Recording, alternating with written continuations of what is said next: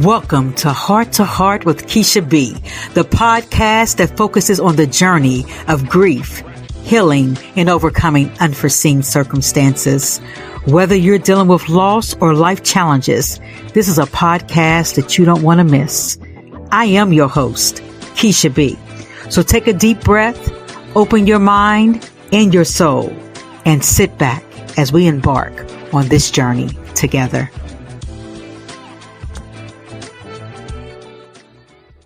Hello, everyone. Welcome to another episode of Heart to Heart with Keisha B, the podcast where we talk about grief, healing, and overcoming unforeseen circumstances. And if you are a regular follower or you are a new listener, as you know, this is a podcast that's going to uplift, inspire, and as I always say, we're going to focus on some uncomfortable conversations. And so if you're a little bit uncomfortable sometimes, I'm going to encourage you, don't leave, stay, because when you face uncomfortable situations, that's where change begins. And so today we have with us Maz. And so as I know, as all of my guests come with nothing but more than inspiration, Maz is going to give us some words of inspiration today as she shares her life. And so Maz, how are you doing today? Oh, I am fine. Thank you so much for having me here, Keisha. As I said before, the sun is shining and we rarely get that across the pond at this time of year. So I'm feeling blessed. Thank you. That's wonderful. And so as we talk about where you are, where exactly are you where the sun is shining so bright that it's going to give us a ray of sunshine today when you share your message? Yeah, well, geographically, I am across the pond in London, but the sun is shining in my head too. It has to be. So, yes. Thank you for joining us today from London. As we know, this podcast not only touches just where you are, but as you stated, it's geographical. It's going to allow for people, no matter if you're in the United States or you are abroad. This message does not discriminate in regards to geographically where you are and or how change can make an impact worldwide. And so, as I stated, Maz, I want to thank you for being on this podcast. And so at this time, I'm going to turn it over to you to tell us a little bit about who is Maz. That, Keisha, is the $1 million question. Because still evolving, but I'll give you a brief synopsis. So for those of you who are not familiar with me, I am Maz, and I wear many titles, as we all do, but yes, I'm a mother. I'm a single mother. I have by trade, I'm a social worker in adult mental health. I'm also a wellbeing coach. I'm a speaker and an author, and I do many things in between. But right now, I'm just being Maz. So lovely to meet you all. Thank you, Maz, for sharing so much of that. And just based upon your introduction, as far as who you are, me as the host of this show, I know for certain there's titles that you gave that I can relate to. So I know that if I can relate to those, I'm sure there's millions of folks who are going to watch this episode today that's going to also be able to relate to just those titles alone. And so as we go ahead into this episode, you told us a little bit about your titles. Let's go into how those titles have impacted your life. And let's start out first with just being a single mom. Has there been any challenges that you have faced throughout that course? So I'm going to go ahead and turn it over to you now. Thank you. Yes. Being a single mother is not the easiest of jobs because it does literally take a village. They were right when It takes a village. It's not easy. And we aren't designed to be all things to all people. But I have tried. I have a daughter who is now grown up, or she thinks she's grown. She's been thinking she's grown for the last 10 years. She's going to be 20 this year, and she's less dependent on me. But actually, the job never ends. So there was no co-parenting. So her father is in another country, and it was difficult. So effectively, I had to raise her by myself. We used to fly out back and forth to the Caribbean to see her father's side of the family and her father. But obviously, that's not sustainable long term. What I've found, apart from the stigma that still exists, actually in 2025, with people, you're not married. You're divorced. And especially not just in church, but general settings. They're like, because they think something's wrong with you. Why are you single? Or they'll say, you're one of these feminists. And I say, I'm not. I wouldn't choose this. But right. the difficulties, and you probably know this, with girls it's a bit different. I don't know about boys, I've never raised boys, but I call mine Chucky because she kind of switched. The teenage thing, they feel they're grown, they don't want to listen. And these Gen Zs are a different breed, Keisha. I'm telling you, they're not made like they used to. They're different, but what they are is certainly very resilient, they'll make very good entrepreneurs. I certainly see that in my daughter, who's very strong-willed, because there can be a conflict of opinions, a battle of the wills. Trying to raise her in with my ethics, my faith, or at least introducing that to her has been a struggle. But we're coming to the part now where I see the fruits of my labor, and it's really good. She's grown into a wonderful young woman who knows her own mind, and I have no doubt she'll be successful. So yeah, that's where we are with that. Yeah, it's amazing. I listened to you describe the mother, preteen, teen, grown woman. It took me back to when I was raising my children. I do have one daughter and I do have two sons. And I just remember, you have this strong-willed person that sometimes when you look in the mirror, looks just like you, right? And you're just trying to figure out, how do we do this thing? How do we do this mother-daughter? Because there's nothing more greater than seeing two powerful, impactful women that are one of the same stand in front of you and be able to maneuver through life throughout all the stereotypes that you just mentioned, right? Are you a feminist? Do you choose to be single? And like you say, who really chooses to be a single mom? I mean, there may be some folks, right? But I'm just like you. I know that that's not a choice that we choose to make. However, based upon, I always say this, based upon our DNA, it shows that you've done a wonderful job of being able to raise your 20-year-old daughter throughout all the attitudes and throughout all the I know it all characteristics that sometimes these young ladies present. So again, it's not an easy job, but it is something that obviously we're designed to do. Yeah. I mean, it's not for everyone. I just want to point out because, especially in the work I do, but from a personal and professional standpoint, we assume that mothers and fathers do what they do, but not everybody has the capacity to do that, to love, even though it's a basic human thing, and we assume that people will naturally want to do that, but no, some cannot. Some have their children and cannot love them, cannot receive love, or find it difficult. And I mentioned that because for me it is important to break generational traumas, some will say generational curses, or patterns that have been repeated that I can see. So like you just mentioned, Keisha, I do see some of myself in my daughter, although she's the extreme 2.0. I'm like, who are you? Who raised you? So yeah, definitely. Yes, I have traits from my mother, some of the more undesirable things that I think, oh gosh, sounded like my mother and my grandmother. That's not the thing that I would want to say. And it's cultural and socio-economic things that come into play. So I just think once we know better, we try and do better. And that's why, leaving a legacy and her, and for me, connecting with purpose is really essential in breaking those kind of curses and traumas. Thank you for that, because I think so often, whether we recognize it or not, there's things that can resurface in our parenting that we often say, I'm not going to be like her. All right. Or when you was growing up, you look at your mom and think, oh, God, this is so embarrassing. I can't believe she's acting like this. But then when you become a parent, we realize that some of those things begin to resurface, because I know it has for me. If you were to give our audience some critical thinking opportunities of how does one begin to break some of those generational cycles and or curses or whatever one chooses to relate that to be? Yeah. I'm mindful of the language. I say curses just because I know in the faith community it can be perceived as that. Psychologically, just traumas and patterns is what they are. And all can be right at any one time. So what I would say, because before I started to know about things like epigenetics, for example, and how even on a subconscious level, your children's children can be affected, even 10 generations before you. You knew nothing about that, but your great grandmother made some kind of covenant, some kind of vow, some kind of sacrifice, and it was you didn't know about it. Or maybe she struggled with alcohol. And you always think, well, why am I going through this? And it's just that you're going through the battles that perhaps they weren't able to overcome. And that repeats and repeats. So yeah, you mentioned it is something about the DNA, but it's also a spiritual thing, I believe, as well. I would just advise people, and I'm talking to myself too, just to be curious. What is that thing that keeps coming up for you over and over again? And what do you intend to do about it? Because often we try and say, I don't think it's acceptable anymore just to say, well, that's just how I am. My mama drank. I like a drink. Because in the Caribbean, by the way, I use drink as an example. That's our culture. Listen, Jamaican, we love rum.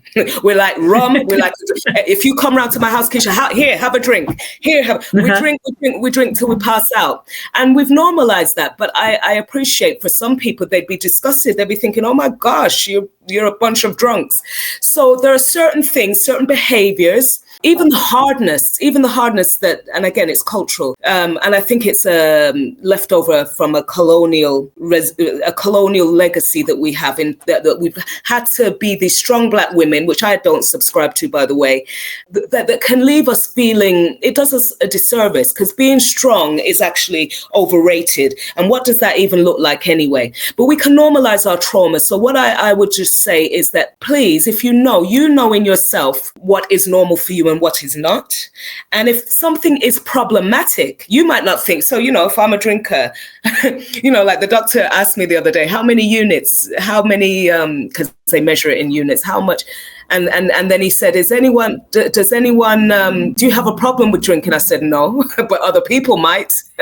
So seeing those around you, how do people respond? And they may be wrong, but is it problematic? Is it affecting your functioning? Are you struggling to go to work? You can't get out of bed in the morning. Do you keep going after the same Mr. Wrong and you're ending up in these abusive relationships? Are you a workaholic? Perhaps you're not doing anything that is, seen as really terrible, but perhaps you just like to spend, you're shopping all the time, you're working all the time, or you just might like a lot of sex. Who knows? In yourself what your particular struggle is. So all I would say is, and I'm not going to say don't do it, you shouldn't, you're a bad person. Just be curious. And for the sake of your children, even if you don't have children, for the sake of your relationships, because whether it's your husband, your partner, it affects every area. It affects your interactions with your colleagues at work, with your friendships, even with your creator, whether you believe in one or not. It affects all areas.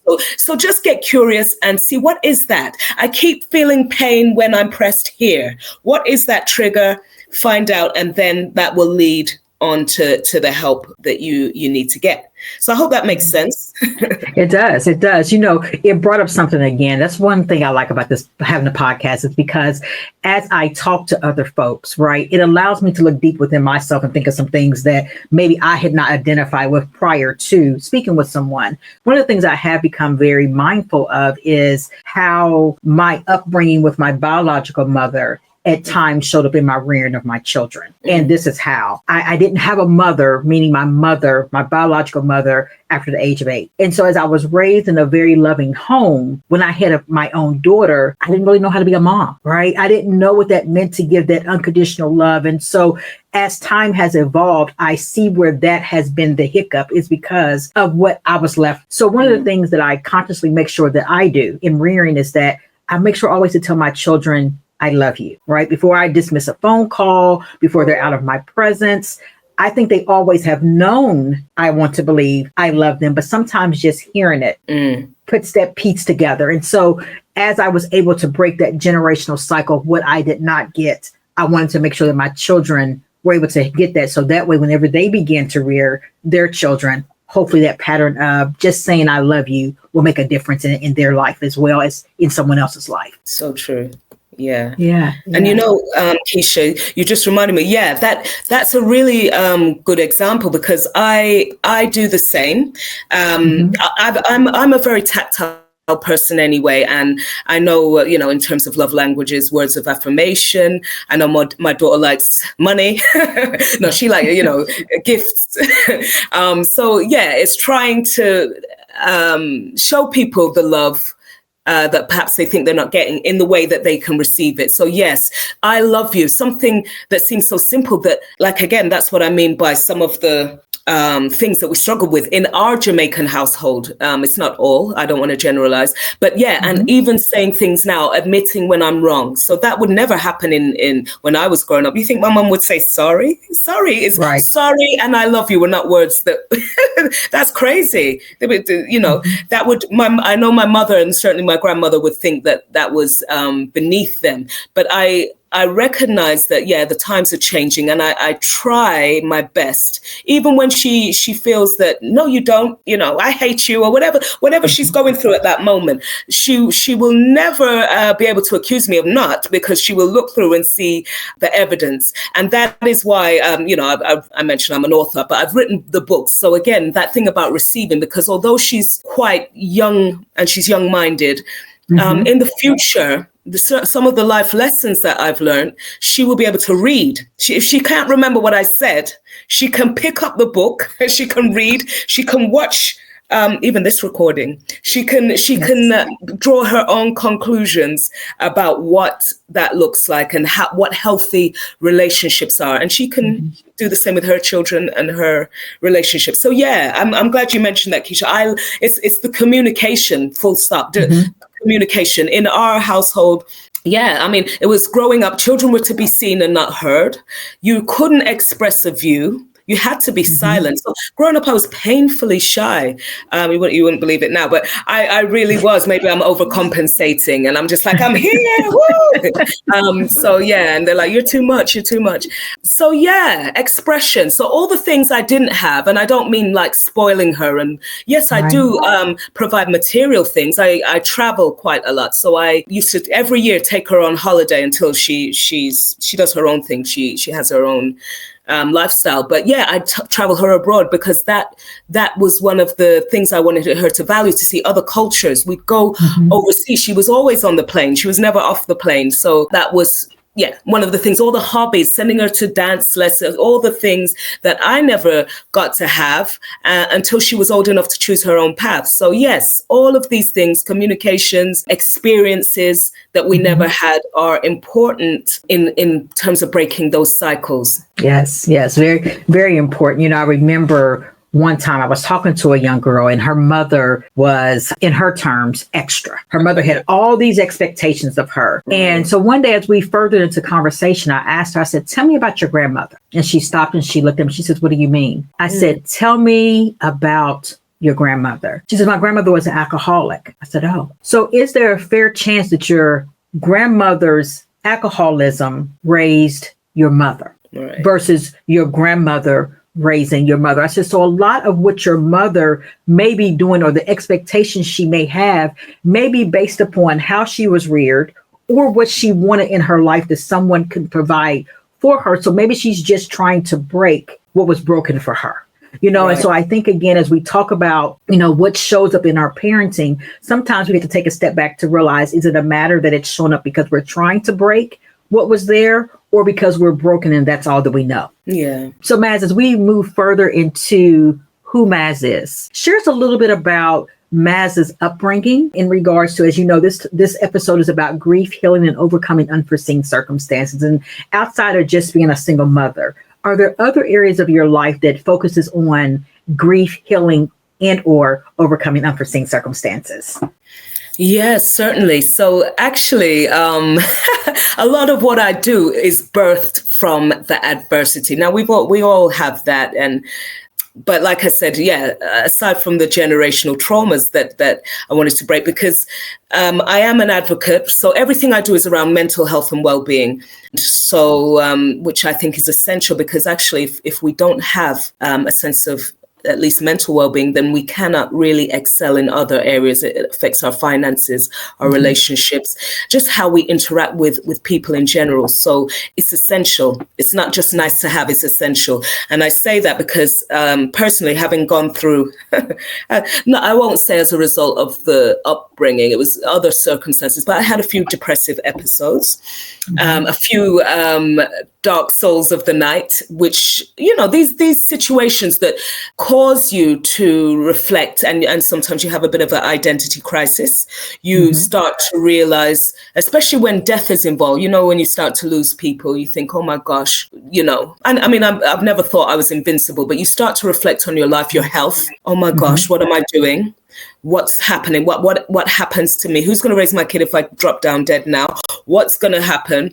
And, illness is prevalent, all these things that make you just reflect. And part of that actually inspired me, because I'm a voluntary grief counselor. Actually, I didn't mention that to you as well, but that's what I do. I do that for a couple of hours a week. And one of the things, because whether we physically lost someone or we're going through a transition, be it divorce or something, often that is the catalyst for change. And I know that's why you're doing this podcast and, everything you do. And I know you're going to talk about that. But for me, when I was down and having those depressive episodes and no one, you kind of feel like you are literally going crazy, because if it wasn't other people they try and be nice, but they'd have this toxic positivity thing. Oh, don't worry. They're in a better place. And I'm like, shut your mouth. I didn't ask you that. At my face. People mean well, but it's just like, or they don't allow you to grieve. Oh, they think 2 weeks after the funeral, you should be over it. Or they think, you should just get yourself together. And I'm like, but who told you that? Why is there's this narrative, which is actually quite harmful? Again, it feeds into the strong Black woman narrative, which again, so don't cry. Imagine being at a funeral and people telling you, don't cry, don't let them see. Why not? That's the most appropriate place to cry. Thank you very much. For me, a culmination of all those things. And I just thought there's people out there really suffering in silence. And it's a natural gift that I have, for empathy and picking up, reading between the lines. So for me, that informed my practice, my work. So obviously I'm a social worker, work on a psychiatric ward. It's my job to set the captive free, quite literally. So my friends, they mocked me. They said, so all those crazy people, you let them out? I said, yes, I let them out, because they don't need to be in bondage anymore. They need to be free. I need to be free. And so whether it's grief counseling, the psychiatric work, I actually became a coach, wellbeing coach, because we who work in the hospital, in the community, looking after people who are disadvantaged, no one really looks after us. So I thought, we work, they work us, and I thought we have to get off the plantation. So there needs to be something. So I typically coach women, just like us, who are, so they're professional women. They've been through some stuff, and they often feel that they're not good enough, because that's what grief and trauma can do. Despite our best efforts, we can be left feeling broken. We've been rejected. You start to wonder who you really are, even if you've, had it, even if you were that person before. So anyway, I just decided, and that's why I wrote the book. I just didn't want anybody to have to suffer in silence, as I say. And that is why I do what I do. Because it's awful. That place, I know and my grief is different from your grief, but it's an awful, isolating place where everything is challenged, and it's just unlike anything that I've been before, and it comes in waves. And sometimes even now, even years after certain events, like I say, certain triggers, certain things can put you back, and you think, oh, I thought I healed from that. And it's not that you didn't, but it's just that, it's like an onion with layers being peeled off, and some are exposed, just like a scab on you pick the scab, and it might bleed a bit, and then it heals. And then you go through that process throughout your lifetime sometimes, because actually grief, especially, it never really goes away. You get through some stuff, but you never quite get over it. So you brought up something that I think we hear so often, like you say, you just need to be strong, right? And so it takes me back to when my son passed away. And you're right, I'm going to talk about it a little bit. When my son passed away, one of the hardest deaths I've ever encountered up to this point in my life. And I remember my sister looked at me and she said, sis, you just need to be strong. And I looked at her, and I probably wanted to cuss her out, honestly. But I looked and I said, I don't have to be strong today. I just want to be human. That brings along the question, why is it that so many people think that as women, we must be strong versus just being human? And so then that takes me on to the aspect of, all the things that people say, you need to get over it. Why are you still crying? All of these things. And then my response to that, Maz, is this: if I didn't love my loved one, then I wouldn't cry. If I didn't love my loved one, then I wouldn't think about them and be triggered when a trigger comes about, right? And so when people say that, it almost makes me feel, and I'm sure it can make you feel the same way, what you're telling me is that I shouldn't love my loved one anymore, right? Yeah. If you're telling me I should be over it, if you're telling me I shouldn't cry, if you're telling me I should be strong, if you're telling me all of these unrealistic things that only translates to I should not love or think about my loved one anymore. And let's be real, that ain't true, right? That's not going to happen. And so I think what I hear you saying, and I would love those that are listening to understand, it's about changing the narrative. It's about realizing that the narrative that people are commonly saying, it's hurtful versus helpful. That part. Yeah. Yeah. Yeah, Keisha, I'm glad you mentioned that, because people mean well. They do most of the time, unless they're being really vindictive. But the thing is, they give you advice that they would never take themselves. Imagine saying to somebody they just lost their husband, "Oh, you'll find another one next week." It's like, what? Where is that acceptable to say that? But it's the same kind of thing that they're saying. And sometimes people, they just waffle on and on. They don't know what to say. And I get that. They can be nervous. They may be just trying to comfort you. But sometimes it's like silence. Just be silent. Just let me know you're there for me. That's fine. If you don't know what to say, shut up. Don't don't put your foot in your mouth, because that's what you're doing. And then on the other extreme, Keisha, you get people ignoring you. So when you're going through those grieving moments and you're wondering, hang on, why is nobody supporting me? And they're doing that because they don't know what to say. They're like, and you making them feel uncomfortable, but that's their issue. Why do you feel uncomfortable at my tears? Why is it so offensive to you? What's wrong? What have you not addressed? I'm going to sit here and cry. I'm going to sit here and cuss. If you don't like it, get the hell out. That's what I say. I'm not adjusting because I need to grieve. I need to get this out. I need to be able to express myself in a way, and I will not adjust it just because you feel uncomfortable.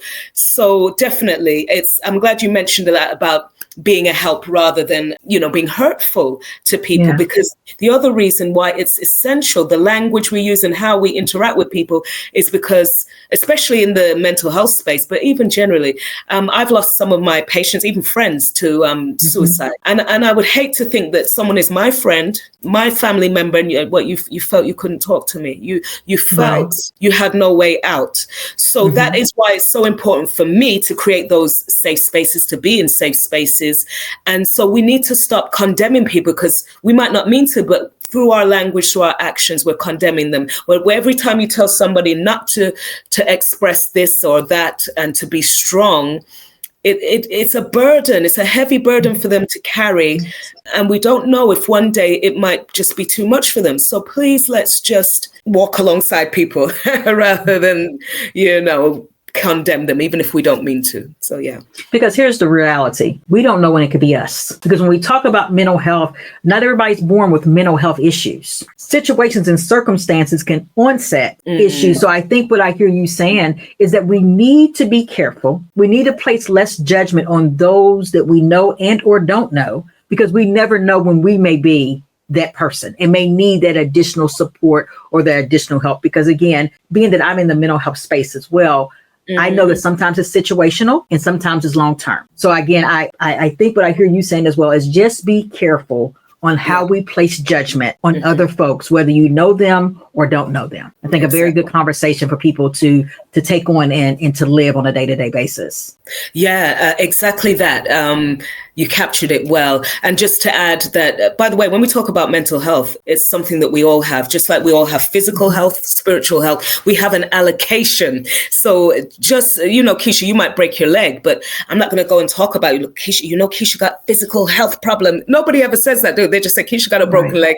They bring you some flowers and see you in the hospital or whatever. But when it comes to mental health, there's still that stigma, especially in our community, that, oh my gosh, stay away from her. She's crazy. And we need to stop not that, especially when we're talking about loss in terms of grief from bereavement. Most of us have had a loss, so we should be able to relate to that. And you're not yourself when you have that kind of experience. It might be because you're physically ill. I know my friends who some of them have passed because of cancer. Of course, how do you expect to ever be the same? Whatever that is for you that disrupts your way of thinking. And mental health is just that, the way you think, the way you act, the way you feel. And by virtue of the fact that we're all human beings, that includes you and me and everybody. You're not exempt. And we know that illnesses, disorders, whatever, feelings do not discriminate. So it's you, it's me. It's not the other person down the road. It's not the homeless guy in the shelter. It's you and it's me. Because, life has a way, doesn't it, Keisha, of making Yes, it does. Humbling us, making us eat our words. So if you expect it to be strong on what have you, then somebody else will later down the line is going to treat you the same. And if you don't like it, then don't do it. Right. And I think, I heard you do a call of action, whether everyone else picked it up or not. I did. Don't overlook what you're feeling. Don't minimize it because of taboo. Don't minimize it because of things that we've heard in our home. What goes in the home stays in the home.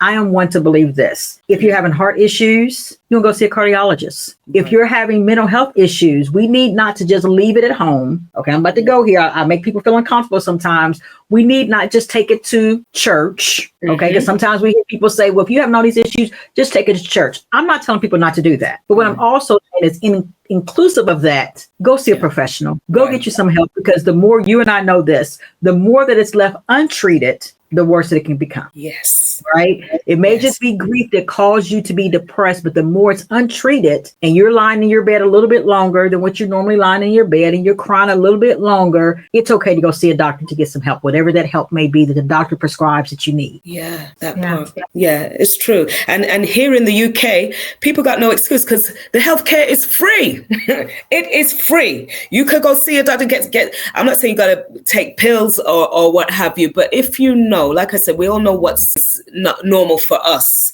So having that conversation, because when we do that, we, as Brené Brown says, we give permission for others, and representation matters. It matters. Yes. So, and I'm saying that because I don't know what it's like over there, but we, especially in the Black community, are overrepresented in mental health services, in criminal justice services. And I think a large part of that, aside from the stigma, is because we don't address it. We repress those feelings, like I gotta be strong. And it doesn't serve us. And the other thing is that people, whether we're caregivers, whatever the loss is, whatever capacity you're giving care, we wait till we're in crisis. Why would you do that? Would you wait till your leg is hanging off, your limbs are hanging off before before the thing gets infected? Go and see the doctor. Go and see whoever you need to see. So the same with our minds, with our well-being. Don't wait. Just like you wouldn't drive a car without gas. The thing's going to break down. How you expect the car to perform? You didn't put nothing in it. You didn't, you didn't take it to see the mechanic. It's falling apart. So let us invest, even a fraction of what we do with our cars and our beloved gadgets and things. Let us look after ourselves the same way. The responsibility is actually us. It's not the government. The government not going to look after you. No, even your own family are not really obliged necessarily to do. You owe it to you to do that. So do the work. Yeah. It takes me back to, I can remember when my son passed away and I took 2 months off work. I did the FMLA thing. And when it was time for me to go back, I reassessed myself. I said, okay, I'm fine. I'm good. I can go back. And so I went back and there were some things that I was encountering that was a trigger to me. And initially I didn't realize it until I did a self-assessment. Right. And what I'm about to say, I'm not encouraging other people to do this, but I want to just talk about how I tapped into myself. Once I realized what the trigger was, I remember going to my supervisor and I said, I don't think I can do this job anymore. And she says, what do you mean? I said, because when I realized that my mental health is struggling, I can't do it. We know ourselves before a lot of people may know. Once you realize that, take the necessary steps. Don't be ashamed. Don't be embarrassed. Don't feel like that there's something truly, truly wrong with you that's not possibly curable. Go get yourself some help and let someone else say what they can do for you versus you trying to figure it out for yourself. And when you said that, that just brought me back to the day when I had to decide I'm not in a good place. I wanted to be in a good place, but I wasn't. And only I knew that internally what I was feeling. Everybody else may have seen it, but I knew internally what I was feeling. It wasn't the best for me and or for anyone else.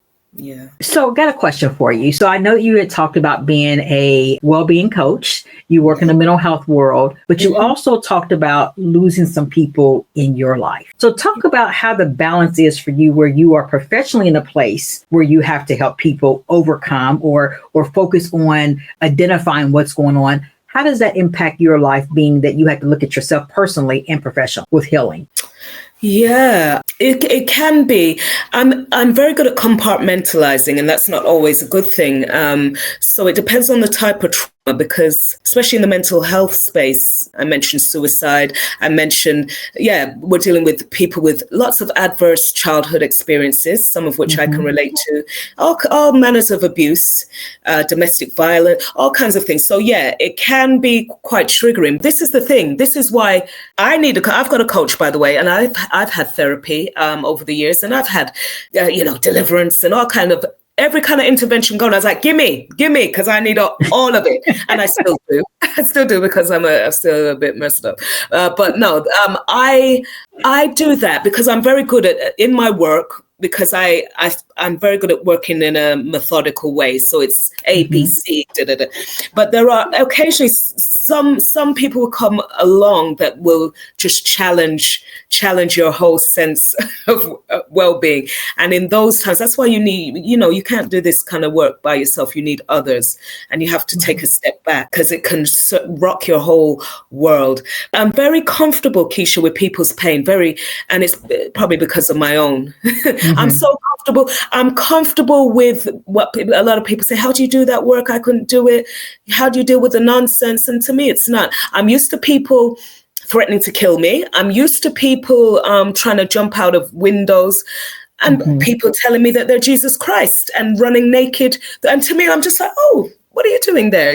I can converse in a very matter-of-fact way. Perhaps I've become desensitized over the years, but even with friends. But I'm very good at picking up on these things. So I guess for me, just through my own self-care, as I mentioned, through therapy, or whether it's me traveling, to decompress. Sometimes, Keisha, I feel like I want to go on a cliff, not to jump, but to shout. And because people people even in the streets, they tell me things, Keisha. I'm like, why did you tell me that? I don't. And I say to my clients, Eva, I say, listen, don't tell me. I don't want to hear nothing that you've done illegal. Don't tell me. But I have a duty. Don't tell me nothing, because they feel they can. They confess. They want to confess all kind of even murder and things. I'm like, shh, don't tell me. I don't want to know. So people throughout the years, and I don't feel burdened with it, but I'm like, they're unburdened because they've told me. But I'm like, what? Yeah. And that comes about, especially when I'm dealing with some of the clients that we have are not who society would say. So we're talking about some sex offenders. We're talking about some people who have been murderers, who have done all kinds of things, and some of them are not sorry, and some of them, because you can feel empathy, can't you, for people who are remorseful and they're repentant, but it's harder for people who are like, I'll do it again, I do it, because some people, we have to appreciate that some people do get pleasure from hurting other people. Those are, whether you're narcissists, you're sociopaths, you're psychopaths, that are actually in plain sight. But as you can tell, my mind is like this constantly, even when I'm sleeping.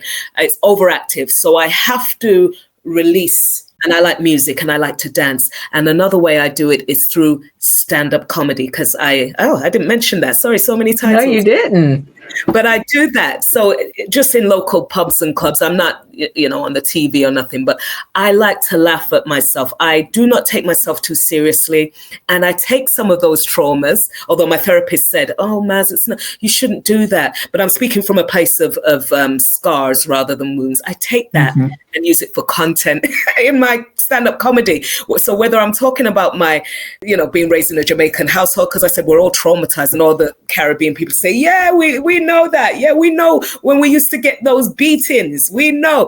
And that kind of thing, or, anything. So that is what made me write my book. It's what makes me laugh at myself and make others laugh. And they're like, oh, So that's all it is. The scars, and for you and for me, they can become our weapons. We don't have to actually remain in that place.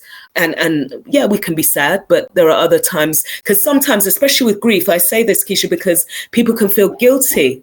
You know, when you look at a sunset and the person who you've lost is not there, you can feel guilty that you're moving on and that you're laughing, or that you have a new partner, or you're doing something because you think, oh, they would have loved that, but they're not here. But I am, and I feel guilty. So yeah, all of those things through the grief process. It's important to take care of ourselves. I guess that's what I'm trying to say. Just take care of ourselves. And it looks different for all of us. For you, it might not be therapy. It might be something else. I'm not sure, but just identify what's blocking you and just be curious enough to seek support and safe spaces. Yeah, and it's good that you brought up the fact that even though you are grieving, you can still do some of the things that people don't expect you to do. The laughing, the still enjoying life. And life may be different of enjoyment, but you still deserve to live a joyful life, even though it may be hard at times, right? And so it's funny when you talk about laughing. I don't consider myself a comedian in any way, shape, or form, but people who know me, really know me, they may say there's times I do things that's funny. But that's what keeps me going. I'm not going to sit around crying all day, but I'm going to cry. I'm not going to isolate myself all the time, but sometimes I'm going to, because sometimes I need it, because folks can get on your nerve. But I just like to have a good time, right? If it's just cracking a joke, if it's doing something that has a different type of sense of humor than other people may have, if that's what's going to keep me well for that moment, guess what? I'm going to take it. I'm going to do it, and I'm going to enjoy it the best I can, right? And so I appreciate you just saying that, you know, sometimes you just laugh and you're a comedian and all these different things, because what you also said was that you face some trauma in your life and you're not letting that trauma take the best of you or have the best of your day-to-day being. No, I try not to let it. And as I said, I mean, I lost a lot of people through various illnesses as well. Dementia, cancer, those are the main illnesses, but just unexpectedly, you know, if somebody, and I think the way it affects the way we grieve, depending on how that person died. And, you know, and sometimes, I don't know if you've ever had this, Keisha, you know, sometimes, and it could be years later, but you just, you know, sometimes you're crying and you don't know. There's always a reason. I don't think it's because sometimes it's just the pressure, like it just builds up. And anger is a more familiar stage of the grieving process. It was for me anyway, because I can express anger. I feel, or at least I felt initially weak when I was crying, when I was sad, woe is me, that kind of, I was like, oh gosh, you know, look at, yeah. So all of that, but sometimes it, you know, it can be years after the event, and it's not really from a place of pity or even saying, well, it's just for you're grieving what could have been, you know, and it's just life. I've had to try and minimize me watching the news, because the death and the devastation, it gets to me after a while. But on a positive, Keisha, what I will say is what it makes me do, because I don't know if it's because we're getting older or what, but the time, I realize there's an urgency. Time seems to speed up. I mean, look, we're already in April, and I'm like, gosh, I had a bucket list. So that's my last friend who died of cancer. I know there were things that she wanted to do, and I said, I'm going to do them for you. I know it's no constellation. I said this before she died. I said, I know it's no constellation for you, because she wanted to go to Egypt and see all these things. She wanted to do so much, and it just made me realize that, you know, sometimes a lot of us, me included, we live on this someday isle. We say someday I'll do this, I'll do.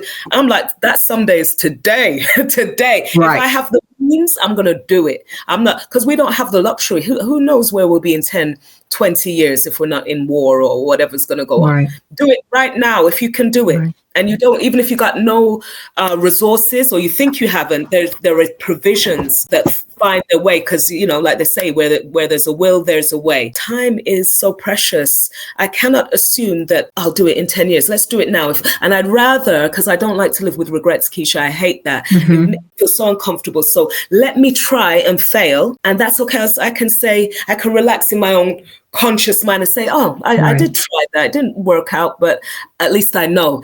I always say, Keisha, it is better to know than to wonder. So, yeah. You know, I think what I just heard you say as well, and I hope other people caught this, is that trauma and grief can shift you in a way that you may not have not recognized, right? And so what I hear you say is this: even though you encounter some trauma, even though you encounter some grief, what I heard you say was, I got to keep living. Like I had to be able to do things that maybe I would have not done had I not faced this current situation. And so I bring that up because so often we see grief as something negative, because it does bring some negative feelings to surface.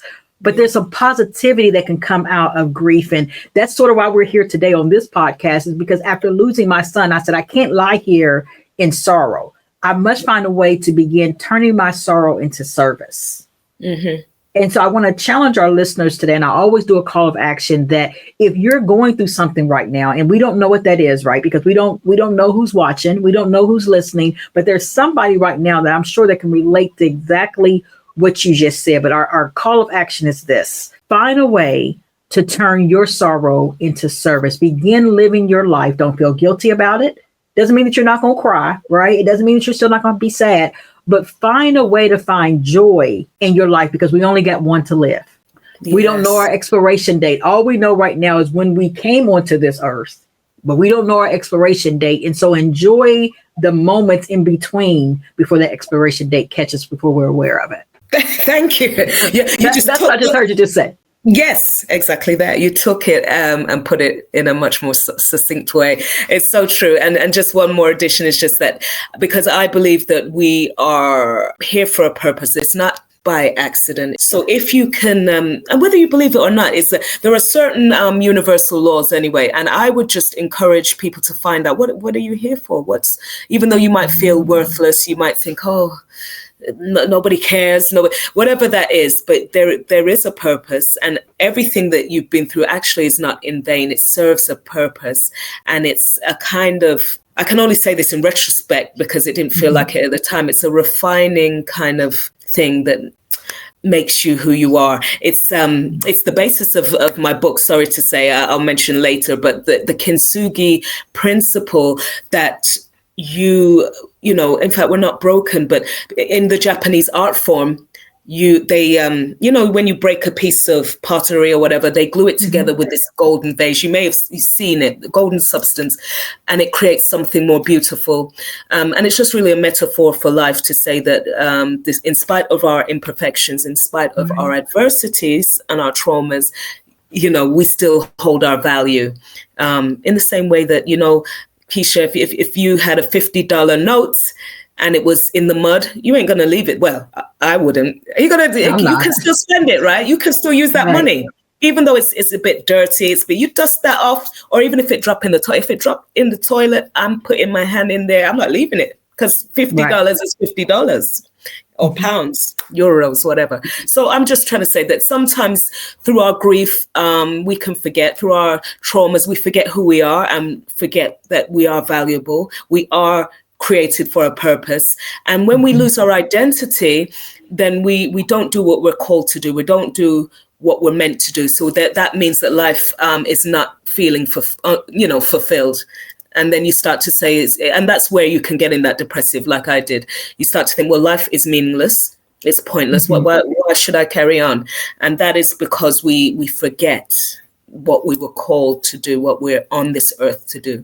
So, yeah. And that's what we know in the mental health world is self-talk, right? Sometimes we as people, what we allow our brains to magnify or to manifest sometimes can either be negative or positive. So it's just being cautious about what we tell ourselves, because if we will begin to believe it. And so that goes back into the affirmations. It's better to tell yourself a positive affirmation and do that on a daily basis than to believe all the negative thoughts that could appear within one's mind. Yeah, I'll let you into a secret, Keisha. It's something I've struggled with even before, but I think the grief compounded it. I am naturally, I wouldn't say I'm a pessimist. People say, why are you so pessimistic? I'm like, no, I'm a realist. I've never been an optimist. I tend to catastrophize. I do. My thinking at times can be very distorted. I can be paranoid because of my experience. I don't trust nobody.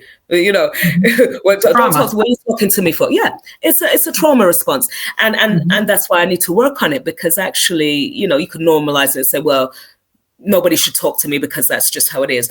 But I am aware of it, and I have to laugh at myself. I'm like, and that's why, that self-talk needs to be challenged and reframed, because affirmations is one way, but I would say for someone like me who was so entrenched, certain affirmations were not helpful, because, sometimes, all this shadow work and sometimes they be saying, look in the mirror and tell yourself, I love it. I couldn't say it because I didn't love myself at the time. Right. I couldn't say certain things because I was like, that's not true. And for some people that can be more damaging. It can have the opposite effect. But I would just encourage people to, when I say reframe those intrusive negative thoughts, whatever it is, because I think we all have it, but we're on a spectrum. Yes. Even my daughter the other day, she says, "Oh, I'm so stupid." I'm like, why are you saying that? Don't say that. You haven't learned what you need to learn yet, but you can get there. You're capable, aren't you, of learning new skills? I talk to her like that. I'm like, are you not ever going to learn anything in your life? I said, let's explore that. So even the clients or whoever, even my own self, I talk to myself. The other day I was in New York, and I hate getting lost because I feel like I should know. The Google Maps. I'm like, are you an idiot? That's what I'm saying to myself. I have this conversation with, are you an idiot? Are you stupid? You're acting like you're stupid. And I'm like, I had no mass. I'm talking out loud, by the way. on the subway, but don't worry. The big city of New York. Yeah. But no one thought I was crazy because, everybody else was talking to themselves. So I was like, no, Maz, it's okay. You know what you're doing. You got this. I was reassuring myself in that moment. So I'm just trying to say to people that, adopting a kind of growth mindset can be helpful. You don't have all the information you need now, but you're capable of learning and growing. So whatever you think of yourself right now, you're becoming, you're changing, and that's okay. Give yourself grace, the same kind of grace that you'd give to a child, a baby. When the baby's learning to walk, you don't condemn the baby because, hurry up, why can't you walk? The babies, you say, so please let us show ourselves self-compassion. Right. I think that's the key word, giving yourself grace. Yes. I got to ask you this question. Being a well-being coach, I'm sure it can be challenging sometimes, right? Because we never know who we're going to coach and all those different things. But if I were an individual who wanted to come to Mass for coaching, walk me through that, right? I'm very uncomfortable. I'm very unsure. I even have a lot of trust issues, right? Because I got trauma that I'm bringing into your office. How would you as a coach help someone navigate this space to know that they're in the right place to make themselves better to move forward? Often, I like to, initial consultation, I like to see what it is. What is the story? I'd say, Keisha, what is the story you're telling yourself about you or about this situation? Because that will determine every other thing. And often what you find with me, it's just human nature. We have some limiting beliefs in areas. We may have believed some lies about ourselves, about our abilities, about anything that means that we're stuck. So, if you identify a goal, so often some people don't know what their goals are. They don't know what their values are. And I think that's because we're on autopilot. We're so busy living life that nobody ever really, stops to say, Keisha, what do you really want out of life? What do you want? Nobody really cares. They're just like, just do what you need to do, Keisha. Just be the wife, be the mother. Where's my dinner, Keisha? Where's the dinner? Nobody really cares. And it's all a lot of our interactions are sort of transactional and superficial. So I'd get to the root. I always believe cause and effect. Let's get to the root. Why do you believe that, Keisha? What happened? We'd address all of that. We'd establish some goals if you have any. Maybe you don't have any because perhaps you're in a space where you're just grieving and you need to vent, and that's fine. That has a place, but we're not going to stay in that place. Not with me anyway. Not if you're coaching. Right. We need, otherwise you need to go and see a therapist. Go see a psychotherapist if you want to. But there's a place for that, though. There is a place for that. But coaching is very future focused, and we want to get you from out of that space, even incrementally. So that's what I do. And I would challenge the misconceptions, because a lot of people think that I tell them I'm not Jesus, in case I say that, because they're like, yeah, you're gonna get me a new house. You're going to get me a new house. I'm like, who told you that? I ain't doing it. Right. You're going to do it. Because actually I am providing the safe space. You actually have, you need to give yourself credit because you have the answers. This is how I was coached, how I became a coach, because someone coached me and I was like, what's the coaching? What's that? That's like la la land. I don't deal with that. But when I saw the results, because there's something powerful about declaring things verbally and writing them down, because it means they're more likely to happen. It becomes real. It's not just in your head. So that's what I like to do. And I love those eureka moments when I allow people through a guided conversation, and that's where the transformation happens. They're like, oh, you mean to tell me I don't have to stay in that job? Oh, I don't have to no. And at the root of it, if I'm trying to summarize, because there's so many components. You're fine. Overall, Keisha, is that we don't know our values many times. And even when we do, because I work with a lot of high achieving women. These are women that you would never, ever, you think you got it all together. I even had a reverend, imagine, I'm like, I need to come to you for deliverance. Why are you coming to me? But she was overworked. She was, I realized that the limiting belief, or one of many, is that she just wasn't good enough, that she had to keep performing, otherwise people will not accept her. And it's a people-pleasing thing that many people do. Again, another trauma response.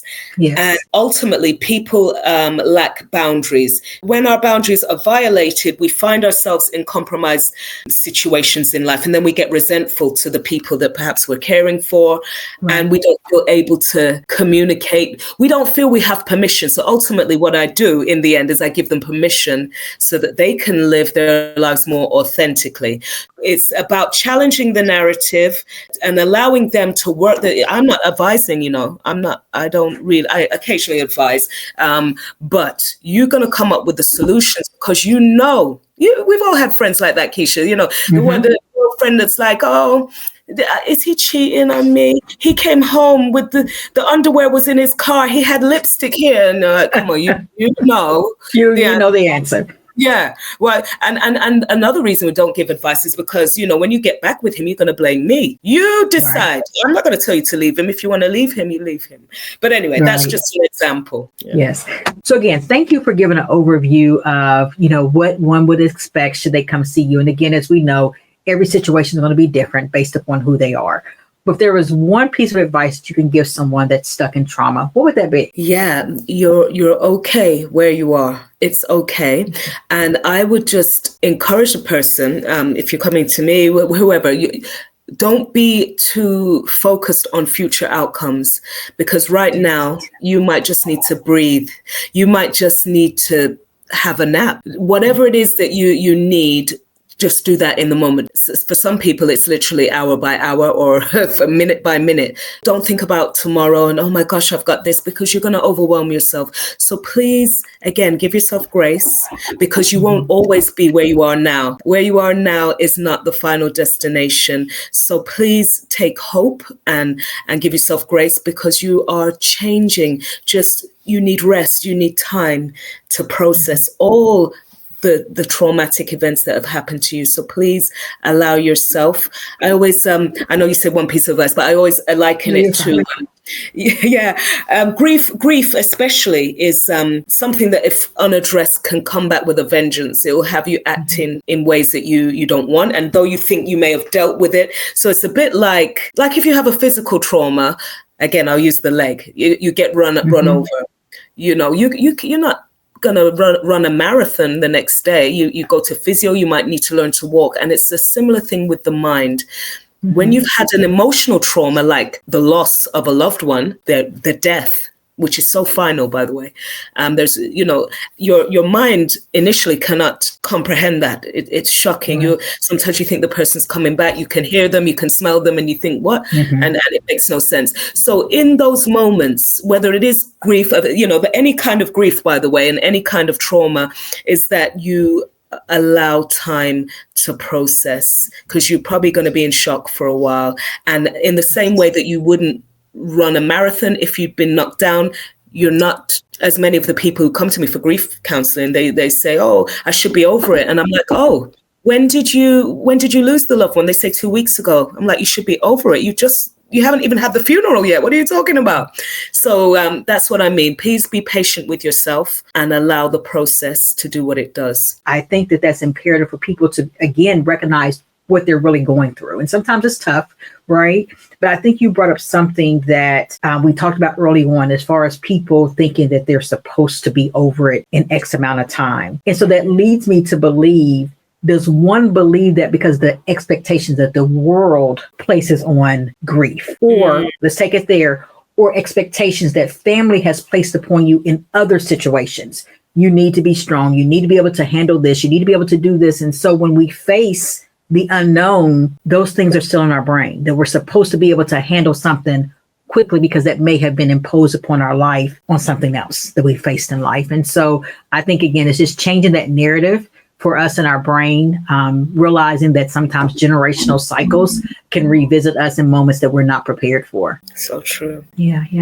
So as we are getting closer to the end of this episode, again, I want to thank you for being very transparent on all the accolades that you hold and all the things that sometimes that we don't recognize that we deal with at times. And so with that, I cannot leave this episode without asking you, where can individuals find you at? And on the street. Tell us the name of your most Friday nights. Come check me. Yes. Oh, sorry.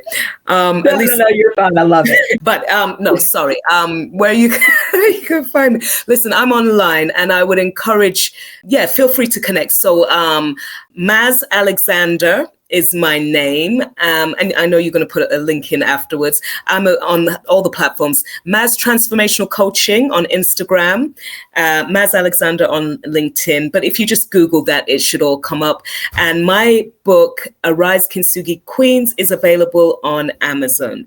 So feel free to connect. And by the way, I do offer complimentary sessions. And I encourage everyone, this, Keisha, it's like the whole thing about consultations and everything. It's like dating. It's like speed dating. If I'm not for you, go to the next. If things are free as well, I'm a big advocate. Try this one, try that one, see which works for you. Yes. So again, we want to thank you for being a guest today on Heart to Heart with Keisha B. And as I always say, again, if this is your first time listening to Heart, Keisha B, I'm going to challenge you to say, don't let this be your last. As you know, we focus on grief, healing, and overcoming unforeseen circumstances. And as you may know, a lot of what we talk about may not be comfortable, but in order to make change in your life and in the world, we must focus on uncomfortable conversations. And so as always, you can continue to follow me on Facebook, YouTube, Spotify, Apple, Pandora, and iHeartRadio. So I hope that you have enjoyed this episode of Heart to Heart with Keisha B. Have a great day. Thank you for tuning into Heart to Heart with Keisha B. Remember, grief may shape our journey, but it doesn't define who we are. Healing is not a straight path, but with every step forward, you're creating space for hope, strength, and new beginnings. If today's episode brought you comfort or clarity, share it with someone who might need it too. Let's continue building this community of compassion and resilience together. Until next time, take care of your heart, your mind, and your soul. Honor your journey and always know that brighter days are ahead. I am Keisha B, and this has been Heart to Heart.